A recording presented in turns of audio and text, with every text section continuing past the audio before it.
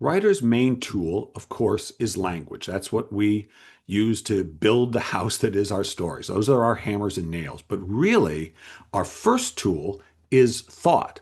Thought is what we are translating with our language. And when we write, we sit at our desk and thoughts come to us, and we choose the ones we want to pursue, the ones we want to turn into sentences and scenes and stories and poems. So that is our everyday practice. And yet, thought, as essential is as it is to our storytelling, is both nothing and everything. So, in other words, if I have the thought, what if this book doesn't sell? I will really feel scared, depressed. If I really invest in that thought, what if it doesn't sell? If I start picturing a world where my book doesn't sell after I spent 2 years working on it and invested all this, what if it doesn't sell? I will really feel bad, and that feeling will be everything to me while I'm thinking it. And yet the thought itself is nothing. It's not, it's nothing real. You can't hold it and touch it. Nothing is actually happening. You're just thinking, what if that happens? It's nothing.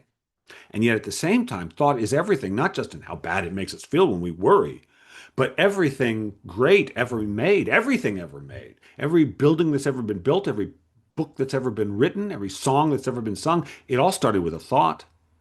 Everything ever made starts with a thought. And so everything in the world begins with thoughts that get turned into relationships, get turned into buildings, get turned into businesses, get turned into stories and plays and movies. Everything starts with a thought. And so thought is the source of everything we've ever created. And as writers, you have a particularly important skill you are honing, which is choosing thoughts. You don't turn a thought into a scene or a sentence until you decide it's worthy of your attention, of doing that translation. And if you can learn to apply that same deliberateness to every thought you have, and you won't, you'll let some crappy thoughts in. I know these days, for some people in the United States, there are some political things going on which have all kinds of thoughts swimming around in our head. Yeah. Oh, yes. And they'll get in.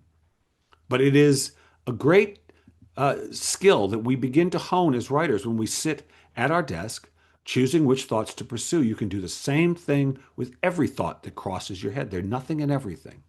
They're nothing and everything. They only become something when you invest in them. The seed only grows if you water it with your attention. A seed left in a fallow field will not grow, but a seed watered with sunlight and attention and water, then it grows. Choose what you water. That becomes everything. Yeah. Yes, it does. You're the author of your life. Yes, you are. Hey, listen, thanks for tuning in. I loved sharing these with you. If you don't want to miss anything, hit subscribe. It's what you got to do. And if you like it, say so. I want to hear from you. So until next week, this is Bill Kenower. Stay fearless.